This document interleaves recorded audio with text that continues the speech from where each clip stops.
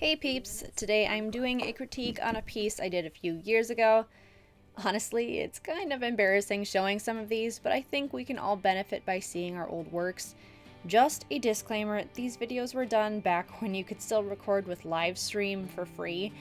It was also before I knew that you could record in a different resolution, so the quality on these videos are not great. Neither was my audio. The audio was pretty atrocious. Anyways, this was a spit paint challenge. For those of you who have never heard of spit paints, it is basically a challenge where you pick a prompt word like house, ice king, or something, and you draw for 30 minutes. Now, for some of you, it's like, oh, I never spend that much time on a drawing. For others, it's like, how do you finish anything in 30 minutes? That was me. I am known for spending several hours on a piece, so this forced me to look at the big picture instead of getting hung up on details. For this piece in particular, a couple things stood out to me. First, I feel like there wasn't a very good range of value. My foreground was fairly dark, but then everything just got flat after that. There wasn't much transition.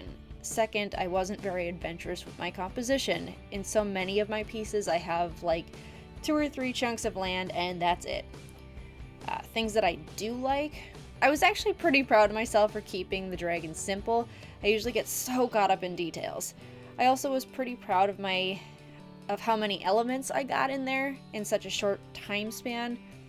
So that's a brief overview on this one. I feel like I could have really torn this one apart, but I don't really want to dwell on super old stuff, but rather keeping it as a checkpoint to look back on.